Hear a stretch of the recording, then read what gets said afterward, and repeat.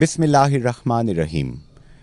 नाज़रीन इकराम, सच क्या है with Junaid Ansari digital media के ज़रिए आप ये प्रोग्राम पूरी दुनिया में इस वक्त देख रहे हैं। मेरे साथ एक जहांदीदा शख्सियत जिनका ताल्लुक़ इंसानों की खिदमत के साथ है, एक हम्बल बैकग्राउंड से ताल्लुक़ रखने वाले एक ऐसे नौजवान कि जिन्होंने ज़िंदगी को बहुत करीब से देखा, बरता, मुशाहिदा किया और जो सबक अख़ज़ किया उसे अमली तौर पर अपने ऊपर नाफिज करके लोगों की खिदमत का बीड़ा आपने उठा लिया।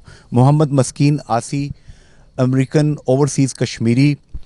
मोहम्मद मस्कीन आसी साहब, सबसे पहले तो ज़रा अपना बैकग्राउंड बताइए।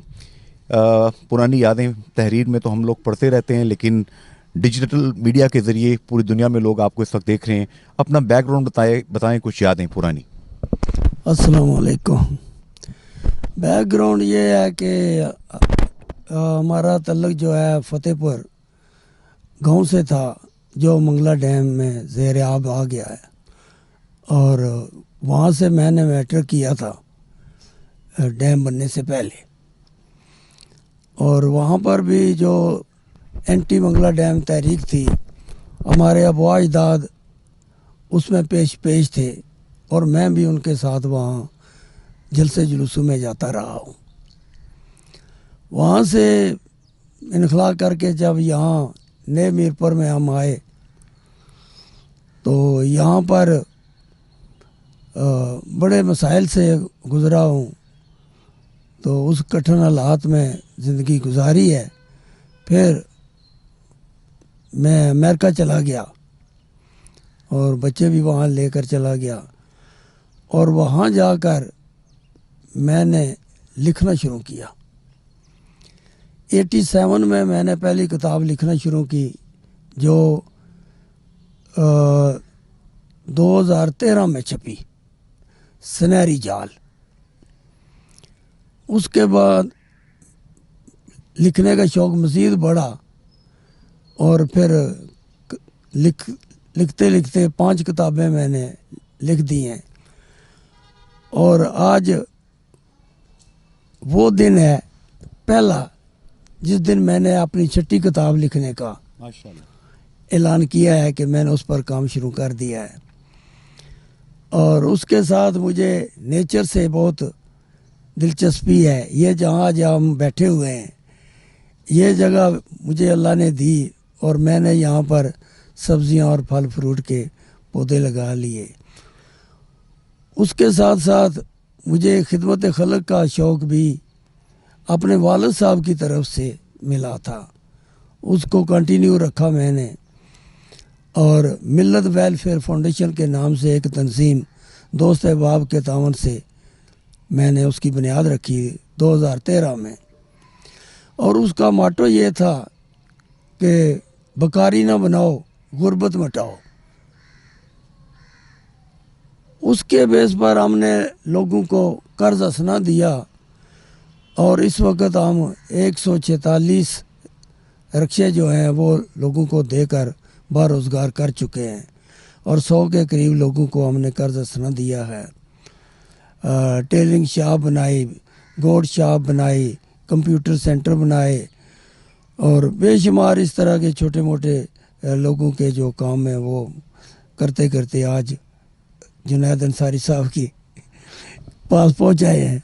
अच्छा जनाब मोहम्मद मस्कीन आसी साहब, ये आपके नाम के साथ जो आसी आता है, ये इसका मतलब क्या है? ये आपने, वैसे हमने देखा है कि शायर जो हैं मिर्ज़ा असदुल्ला ख़ान गालिब, इसी तरीके से मुख्तलिफ शोराए कराम के मीर दर्द, मीर तकी मीर, ये आसी का क्या मतलब है? आसी 2 किस्म के लोग लिख रहे हैं। एक अलमदा सेन ये से लिखते हैं जी, और मैं जो है ऐन अल्फ स्वाद ये से लिखता हूँ जी, जिसके मानी खताकार हैं, गुनाहगार, खताकार, 4-5 मानी इसके आते हैं। तो वो चूँकि मैं शायरी भी करता रहा हूँ, एक किताब मेरी सदाए दिल भी आई है, तो उसके लिए भी मुझे कोई ना कोई जो है ना तखल्लुस चाहिए था। सही। तो ये मैं 6ठी जमात में था जब मैंने ये तखल्लुस अडॉप्ट किया था। अच्छा आसी साहब, आपने अमेरिका में कितना अरसा गुजारा, कितने माह साल वहाँ पे आपके बीते?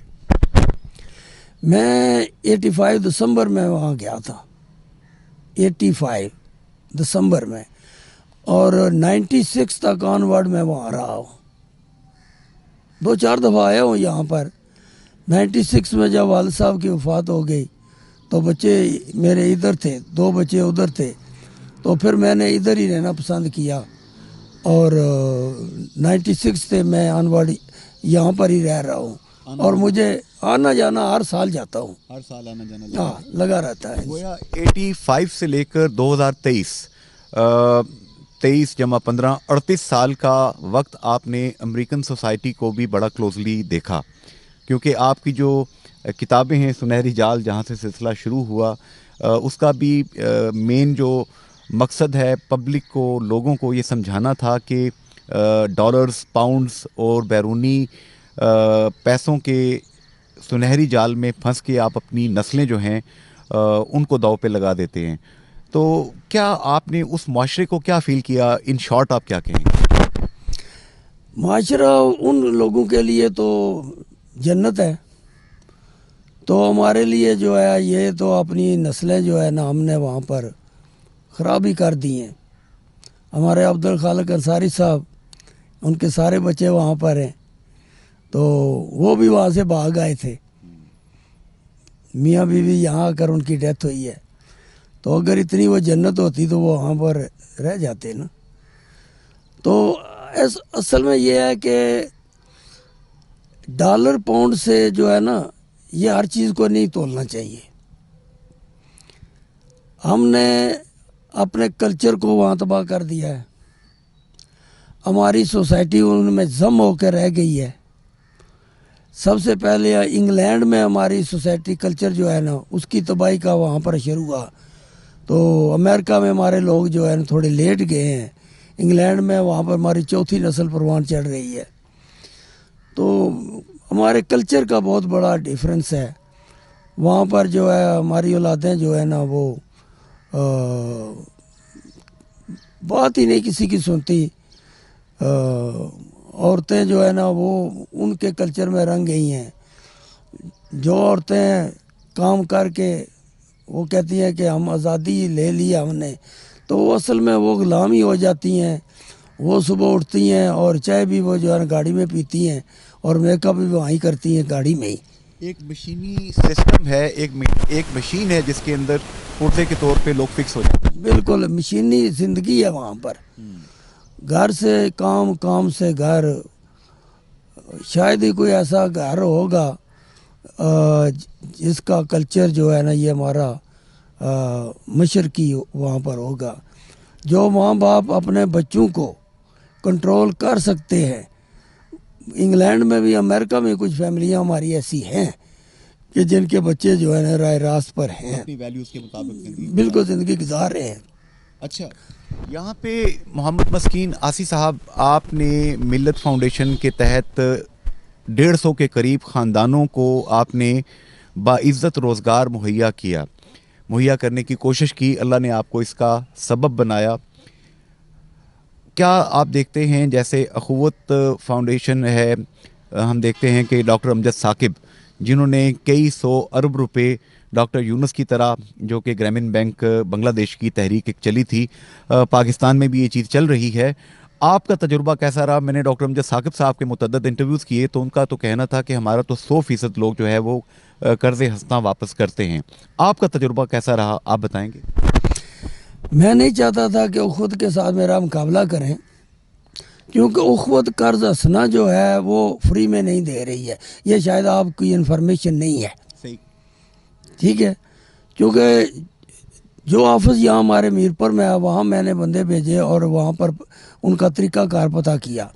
फॉर एग्ज़ाम्पल, अगर वो 30,000 रुपया किसी को देते हैं तो 3,000 रुपया वो पहले ही काट लेते हैं ऑफिस खर्चे के नाम पर, और 27,000 रुपया जो है देते हैं। अच्छा, ठीक है, आगे वो सूद नहीं लेते, कुछ नहीं लेते, तो 27,000 रुपया रिटर्न करना होता है, लेकिन 3,000 वो ले लेते हैं। अच्छा, जबकि हम जितने का रक्षा लेते हैं 3 साल 4 साल में भी रिकवरी हो तो वही हम पैसे लेते हैं जो इससे कबल उसे लिए। तो तजुर्बा कैसा रहा? कहीं पे आपको कोई बुरा टेस्ट तो नहीं आया, कोई नाखुशगवार वाक़यात पेश तो नहीं आए कि बंदा रिक्शा लेके भाग गया या कोई बददियानती का मुजाहरा किसी ने खुदा न खास्ता किया? जुनैद साहब, सारी दुनिया एक जैसी नहीं है, तो कर्ज देना जो है ना, ये फिर लेने के लिए हौसला चाहिए होता है। ठीक है, देने वाले को ये सोचना चाहिए कि मैंने कर्ज लिया है, मैंने डाका नहीं मारा, दबा के नहीं रखना है। हमने दिया है तो हमने भी अल्लाह के दिए हुए से दिया है। हम सख्ती नहीं करते हैं, आज तक किसी को थाने में बंद नहीं किया है।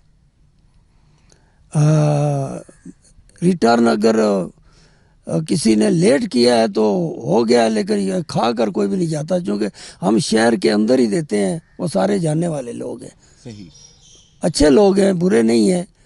लेकिन अगर कोई लेट कर जाता है किस्त तो अलग बात है। और ये जो आपने काम किया कि इतने लोगों को, 150 के करीब लोगों को, फैमिलीज़ को आपने एक बाइज़्ज़त रोज़गार मुहैया किया, उसमें अच्छी कहानियाँ कोई एक दो आप बताएंगे कि जो लोग आगे मज़ीद बढ़े, जिन्होंने मज़ीद तरक्की? असल में हमारे लोग जो है ना, ये काम करके खाना ही नहीं चाहते, वक्त पास करते हैं। अगर ये मेहनत उस तरीके से करें जिस तरीके से हम लोग यूरोप में करते हैं, तो फिर तो रिटर्न हो, ये उतना ही कमाते हैं जितना खा लेते हैं, बस। आगे तरक्की की इनकी सोच ही नहीं है कि ये रक्षा है, इससे हमने कार लेनी है। सच्ची बात है। सही। और रक्षा रक्षा ही होता है, एंड टू माउथ होता है। ये जरूर है कि रिक्शा जिसने ले लिया है वो ज़कात नहीं लेता, उसे लेना भी नहीं चाहिए। बैगिंग खत्म हो गई, बैगिंग खत्म हो गई है। ये बहुत बड़ी बात है कि गदागर ना बनाएं, बल्कि अपने पैरों पे लोगों को खड़ा करें, इज़्ज़त नफ्स के साथ ज़िंदगी गुजारना सिखाएं। हुज़ूर सल्लल्लाहु अलैहि वसल्लम की हम वो हदीस पाक सुनते हैं, मफ़हूम बनता है जिसका अल्लाह कमी बेशी माफ़ करे, कि किसी सहाबी ने अपनी गर्ज का इजहार किया तो आपने कुल्हाड़ा बना के दिया और कहा जाओ जाके लकड़ियाँ काटो। ऐसे ही है ना? ऐसे ही है। तो मोहम्मद मस्कीन नाज़ी साहब, अब थोड़ा सा ज़रा आते हैं आज़ाद जम्मू कश्मीर के कौमी मसाइल की तरफ, रियासत जम्मू कश्मीर की तरफ। ये अब्दुल खालिक अंसारी मरहूम के साथ आपने बड़ा कीमती वक्त गुजारा, जवानी बल्कि नौजवानी का। जेलें भी आपने बर्दाश्त की, मारें भी खाईं, 1981 की तहरीक भी आपने चलाई। आप रियासत जम्मू कश्मीर की आज़ादी का क्या हल देख रहे हैं? क्या ये मसला कंप्रोमाइज़ हो चुका है या ये मसला हल होगा? कश्मीर आज़ाद होगा क्या? ये बड़ी दुखती राग आपने छेड़ दी है। असल में यही रोना रोते रोते आपके फादर भी चले गए, सारी आपके दादा जी, मास्टर अब्दुल रहमान साहब के साथ भी मैंने काम किया है। माशाल्लाह। बहुत अजीम इंसान थे वो, और वो सारा ग्रुप, उन सब का जिक्र मेरी किताब मीर पर जो डूब गया में मौजूद है। नाम क्या क्या कुछ याद हैं आपको? तमाम ये लोग, मास्टर अब्दुल रहमान से शुरू करें, सूफी मोहम्मद जमान, चौधरी शाहबाज, बशीर तबस्सुम साहब, अब्दुल खालिक अंसारी साहब, और हाजी इब्राहिम साहब, हाजी नजीब साहब, सेठ शरीफ साहब, हाजी गुलजार अंसारी साहब। ये एक ऐसा ग्रुप था। इनके साथ मज़ीद वो लोग थे जो 1931 से कश्मीर की आज़ादी के लिए महाराजा के ख़िलाफ़ जंग लड़ रहे थे, शख्सी हुकूमत के ख़िलाफ़। वो जब चला गया 47 में, तो फिर हमारी सूरत हाल जो है ना, ये ऐसी हो गई कि हमारा कश्मीर 2 हिस्सों में, बल्कि 3 हिस्सों में बट गया। 1955 में मैंने अपने वालिद साहब से पूछा कि ये अब कश्मीर का क्या होगा, तो उन्होंने कहा कि बेटा, अगर ये सारा पाकिस्तान के पास चला जाता तो मसला हल हो जाता, सारा इंडिया ले जाता तो मसला हल हो जाता। अब ये डिवाइड हो गया और ये डिवाइड ही रहेगा। अब कश्मीर जो मकबूजा है उसका आज़ाद होना नामुमकिन है। जुनैद साहब, हम जदोजहद कर रहे हैं, लेकिन हवा में तीर फेंक रहे हैं, कोई आज़ादी की कोई रमक नज़र ही नहीं आ रही है। अच्छा, यहाँ आज़ाद कश्मीर की तरफ अगर आप देखते हैं, आज़ाद जम्मू कश्मीर जिसे सिंबॉलिक एक हैसियत दी गई थी कि यहाँ पे सदर, वज़ीर आज़म, वज़रा, so called cabinet, Supreme Court, High Court, इस तरह के इदारे यहाँ पे बनाए गए। लेकिन डे वन से मुझे याद है अब्दुल खालिक अंसारी साहब कहा करते थे मरहूम कि वहाँ का एक लेंट अफसर वो जो चाहे वो हो जाता है, यहाँ के तमाम ओहदे उसके सामने बेतौकीर हैं, पुल के पार तुम लोगों की कोई हैसियत नहीं है। क्या वाकई अब भी ऐसे ही है? बल्कि अब भी ऐसा नहीं है, उससे भी वर्ष हो गया है। कैसे? ऐसे कि जब उन्होंने ये कहा था ना, उस वक्त पाकिस्तान की सियासी पार्टियों का अमल दखल हमारे आज़ाद कश्मीर में नहीं था।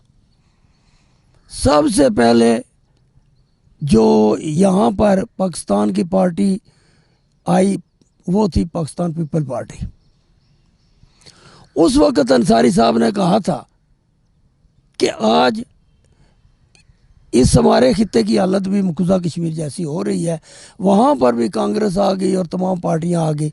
यहाँ हमारे देखते देखते पाकिस्तान की तमाम सियासी पार्टियाँ यहाँ जब आ गई तो हमारे लीडर सो कार्ड ज़ीरो हो गए। जो टिकट बांटते थे अब टिकट मांगते हैं, हर जगह जाते हैं, हर जगह जाते हैं। वाह, क्या बात। इनकी अपनी हैसियत जो है ना, ये अब कंप्रोमाइज़ हो गई है।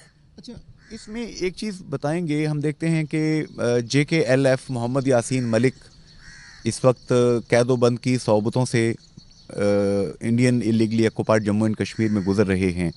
फर्स्ट ईयर लीडरशिप बहुत सारी शहीद की जा चुकी है, बहुत सारी खालिक हकीकी के पास लौट चुकी है मकबूदा जम्मू कश्मीर के अंदर। आज़ाद कश्मीर में भी यहाँ पे नेशनलिस्ट तंजीमें काम कर रही हैं जो ख़ुद मुख्तारी की बात करती हैं। आप क्या देखते हैं कि क्या हर कोई अपनी अपनी 1.5 ईंट की मस्जिद बना के अपनी अपनी शख्सियत को उभार रहा है, या हकीकी आज़ादी के जज्बे से सरशार कोई मुखलस लोग अभी भी बाकी हैं थोड़े बहुत? ये आप नहीं देख रहे कि माजरा शुमारी से कितनी पार्टियां निकली हैं। लिबरेशन फ्रंट बनाई गई इंग्लैंड में, और उसके बाद लिबरेशन फ्रंट ने कितने बच्चे दिए। इस नज़रिए को आगे बढ़ने से रोकने के लिए इनमें लीडरशिप जो है ना, उसको चेयरमैनी दिलाई जाती है। चेयरमैन जो भी 4-6 बंदे इकट्ठे करता है वो कहता मैं चेयरमैन बन जाऊँ। इस वक्त मेरे अपने ख्याल के मुताबिक 10 से 12 नेशनल लिबरेशन फ्रंट और दूसरे तीसरे आगे बढ़ते बढ़ते नजरियाती लिबरेशन फ्रंट तक बन चुकी है, और इनको इकट्ठा करना बहुत मुश्किल है। चाहे जाए कि इस वक्त हमारे नज़रिए की जो अब यारी हमने की थी, अगर आप सर्वे कराएं, अगर आप वोटिंग कराएं, तो मैं शौक से कहता हूँ 75% से ज़ायद लोग जो है ना कश्मीर की आज़ादी चाहते हैं। अच्छा, मुझे याद है मैंने ये सवालात साबिक वज़ीर आज़म सरदार अतीक अहमद ख़ान साहब से मुतअद्दिद बार फ़ायदा उठा के कि वो गुस्सा नहीं करते थे। मैंने उनसे पूछा कि आप पे, आपकी जमात पे ये इल्ज़ाम लगाया जाता है नेशनलिस्ट तंजीमों की तरफ से कि आपने ख़ुद मुख्तार कश्मीर का नज़रिया रखने वालों के ऊपर क्रैक डाउन करके, उनका हवा खड़ा करके, उनका खौफ दिला दिला के कई अशरों तक आज़ाद जम्मू कश्मीर में हुक्मरानी की। मुस्लिम कॉन्फ्रेंस की बात कर रहा हूँ, मुजाहिद अव्वल जो उनके वालिद मोहतरम सरदार अब्दुल क़य्यूम ख़ान साहब मरहूम, अल्लाह उनको जहान अच्छा करे, तो उन्होंने इसका जवाब दिया कि नहीं, ऐसा नहीं है। आप क्या समझते हैं, आप इस सवाल का क्या जवाब देते हैं? क्या वाकई ये हवा खड़ा करके, ये डरावा दे के पाकिस्तानी इस्टेब्लिशमेंट को मुस्लिम कॉन्फ्रेंस ने इतना अरसा हुकूमत की? बिल्कुल 100% आपने सही तज्जिया किया है कि सरदार क़य्यूम साहब की जो सियासत थी उसका महवर यही था कि इन नेशनलिस्टों को कुचल दो, और ये जो है ये गद्दार है, पाकिस्तान को कहते थे ये पाकिस्तान के भी मुखलस नहीं है, ये हिंदुस्तान के एजेंट है। और ये जो कश्मीर बनेगा पाकिस्तान का नारा था, उसके रद्द अमल के तौर पर स्टूडेंट्स ने कॉलेजों में नारा लगाया था कश्मीर बनेगा खुद मुख्तार, हालांकि ये हमारा कोई नारा नहीं था, ये रद्द अमल में था। वो दीवारों पर लिखाते थे तो रात को ये स्टूडेंट जाकर मिटा करना वो लिख देते थे, वरना आपकी जमात का तो नाम ही मुहाजे राय शुमारी शुमारी जाते थे ना, बिल्कुल प्लबिसाइड हम चाहते हैं। तो ये रद्द अमल में हुआ। ये आपने सरदार अतीक साहब की बात की है तो चले आज मैं उनके बाप की बात करता हूँ, उनके वालिद साहब की बात करता हूँ, जिसका जिक्र मैंने अपने किताब सुनहरी जाल में किया है और वो किताब सरदार अतीक साहब को पहुँचा दी गई है जी। उसमें पूरा एक चैप्टर है सरदार अब्दुल कयूम साहब पर, कि वहाँ पर अमेरिका में न्यूयॉर्क में वो एक दफ़ा गए, तो जिस तरह आप मेरे पास बैठे इसी तरह मैं भी उनके साथ बैठा था। तो मैंने उनको कहा कि सरदार साहब क्या ही अच्छा हो अगर आप कश्मीर की मुकम्मल आज़ादी के लिए जदोजहद करें तो शायद हो सकता है कश्मीर आज़ाद हो जाए, क्योंकि आपकी बड़ी पार्टी है। तो उन्होंने कहा था कि ट्रेन को रिवर्स गियर नहीं होता है, गाड़ी गुजर चुकी है, गाड़ी गुजर चुकी है। तो फिर मैंने कहा चलें चलते चलते ये भी बात कह दूं शायद रिकॉर्ड में आ जाए। वो उस दिन वो 19 जुलाई मना रहे थे, वो दिन इलाके पाकिस्तान का या। तो मैंने कहा कि ये तो 19 जुलाई तो हम मना रहे हैं, लेकिन हम 18 जुलाई को भी कुछ सुनते हैं कि 18 जुलाई को कुछ हुआ था वहाँ पर तो खुद मुख्तार कश्मीर की करारदाद मंजूर हुई थी। क्या आप इसको इंडोज करेंगे कि ऐसा मुस्लिम कॉन्फ्रेंस की मजलिस सामने ना किया था? तो उन्होंने कहा मैं उस गुनाह में शामिल नहीं था, मैं उस गुनाह में शामिल नहीं था, मैं उस गुनाह में शामिल नहीं था। दैट्स मीन क्या ऐसा हुआ था। अच्छा, अब आप क्या देखते हैं मोहम्मद मस्कीन आसी साहब के आज़ाद जम्मू कश्मीर में इस वक्त अनवारुल हक साहब की ये तीसरी हुकूमत है, तीसरे वज़ीर आज़म साहब हैं जिनको हम देख रहे हैं इस इलेक्शन जनरल इलेक्शन 2021 के बाद, और कुछ खबर नहीं कि अगला जनरल इलेक्शन होने तक यहाँ पे मज़ीद कितने वज़राए आज़म तशरीफ़ लाएंगे, क्योंकि सुनते आ रहे हैं कि फ़ैसला कुछ और कुव्वतें कर रही हैं। ये जो बेतौकीरी की एक कैफियत आप देख रहे हैं आज़ाद जम्मू कश्मीर के आम वोटर का जो वोट है उसको इस तरीके से ख़रीदो फरोख्त की का निशाना बनाया गया है, इसको आप क्या कमेंट करते हैं? जुनैद साहब, असल में ये जो पाकिस्तान की सियासी पार्टियां यहाँ पर हैं ना, उनके बारे में आप मुझसे सवाल ना करें तो अच्छी बात है, क्योंकि मेरे नुक्ता नज़र से जितने हमारे लोग आज़ाद कश्मीर के इन पार्टियों में चले गए हैं वो बेतौकीर हो गए हैं, वो बेतौकीर हो गए, वो बेतौकीर हो गए हैं, उनकी अपनी हैसियत जीरो हो गई है। जो कल तक अपनी पार्टी के हेड थे, ठीक है, और अपनी पार्टी की तरफ से एक जगह बैठकर टिकट तकसीम करते थे, फैसले खुद करते थे, आप मेरी बात समझ रहे हैं, आज वो भी किसी के गोडे पकड़ रहे हैं, गोडे गिटे पकड़ रहे हैं। तो ये जो सियासत यहाँ की सियासत है ना पाकिस्तानी पार्टियों की दरामदगी की वजह से, मैं उसे बहुत एलर्जी हूँ, मुझे बिल्कुल पसंद नहीं है। अच्छा, यहाँ से एक अगला सवाल एक निकल रहा है कि पहले तो मुस्लिम कॉन्फ्रेंस को यहाँ पे एक मौका दिया गया, उनकी पसंद का ग्राउंड उनको दिया गया। आप जैसी जो जमातें जो कि कौमी आज़ादी की बात करती थी, जो कि रायशुमारी प्लेबिसाइट की बात करती थी, जैसा कि आपने फरमाया, तो इतना अरसा उन्होंने हुकूमत की, फिर हमने देखा कि उनके साथ भी बैक स्टैब उनको किया गया। हमने देखा कि मुस्लिम लीग नून जब आई यहाँ पे तो तमाम के तमाम लोग जो हैं मालो मता उनका चोरी हो गया, उधर चला गया। फिर हम देखते हैं तहरीक इंसाफ आई तो तमाम जमातों का माल थोड़ा थोड़ा इकट्ठा करके उधर भेज दिया। फिर हमने ये भी देखा कि राजा फारूक हैदर खान जो अपने आप को नेशनलिस्ट कहते हैं खुद बोल के, बाकी अमल उनका वो बेहतर जानते हैं या दीगर क्रिटिक्स फैसला करेंगे, हमने देखा कि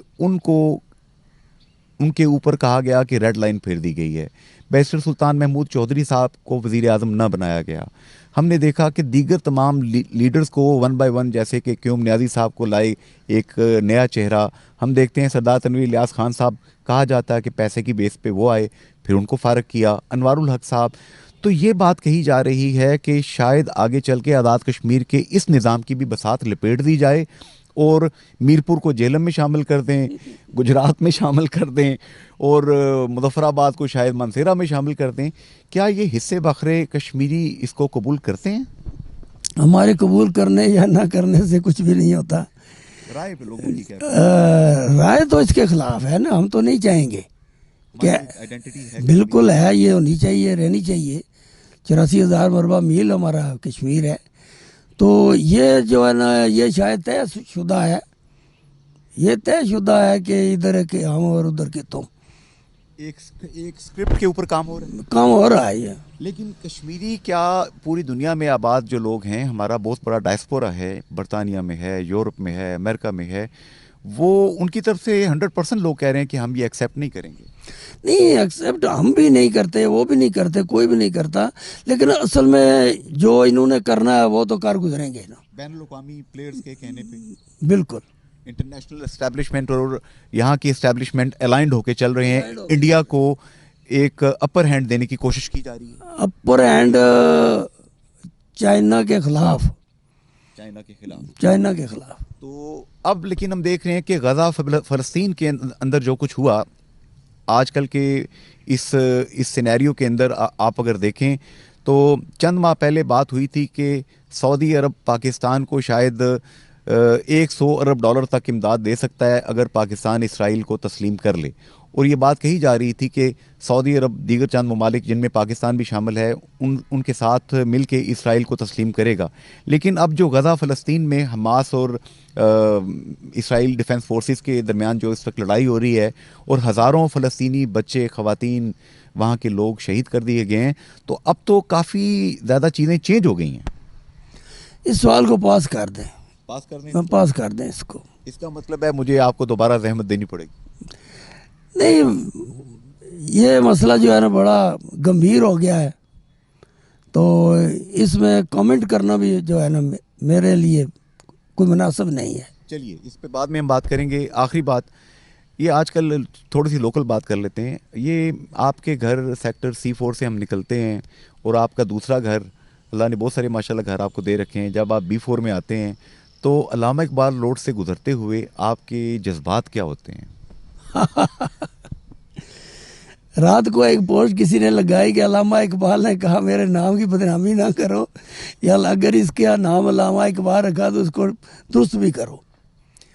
तो असल में हमारे जो यहाँ के करता धरता है उनकी नाअहली है कि ये रोड जब वाई क्रॉस से या मंगला से आती है तो एक शानदार रोड होनी चाहिए, मीरपुर के शायान शान होनी चाहिए। ओवरसीज का शहर है, इसको बदकिस्मती से मिनी लंदन कहते हैं जी। तो मिनी लंदन की तो बदनामी ना कराए ना। और आज भी शायद किसी ने आना, वहाँ पर मिट्टी डाली जा रही है जी। शर्म करो, उसको मुकम्मल करो, इसको अच्छे तरीके से इसकी जो है ना नापी तोपी करो इसको। तो कहने का मतलब ये है कि बैरिस्टर सुल्तान महमूद चौधरी साहब ने ये इलेक्शन लड़ा था कि मैं वज़ीर आज़म बनूंगा, फिर वो वज़ीर आज़म उनको ना बनाया गया, तहरीक इंसाफ ने, खान साहब ने न्याजी साहब को बना दिया, अब्दुल क़य्यूम न्याजी साहब को। तो यासर सुल्तान साहब को फिर उन्होंने अपनी जगह इलेक्शन लड़ाया, खुद सदर बन गए। तो अब यासर सुल्तान साहब भी वज़ीर हैं, बैरिस्टर सुल्तान महमूद चौधरी साहब के कज़न चौधरी अरशद साहब भी वज़ीर हैं, अज़हर सादक साहब उधर डडियाल में वज़ीर हैं, कासिम मजीद साहब, चौधरी मजीद साहब वज़ीर आज़म के बेटे चकसवारी से, वो भी वज़ीर हैं। तो इतने वज़रा के दरमियान हमारी प्यारा सा मीरपुर, थोड़े से लोग, थोड़ी सी जगह, इसकी डेवलपमेंट भी नहीं हो रही। तो चौधरी सईद साहब कुछ ज़्यादा बेहतर काम कर रहे थे मेरा ख्याल है। चौधरी सईद साहब ने अपने टर्नओवर में अच्छे काम किए, काफ़ी सारे काम किए, अच्छे काम किए, मैं एंडोर्स करता हूँ। तो उनका जो पीरियड है वो भी जल्दी ख़त्म कर दिया गया। तो ये सियासत उन्हीं लोगों के पास चली गई जिनके बाप दादे के पास थी। 9 दफ़ा जो इलेक्शन जीत चुके हैं। लेकिन शहर को क्या दिया? तो शहर को लॉलीपॉप देते रहते हैं। तो ये अच्छा, बच्चों को यही मिलता है।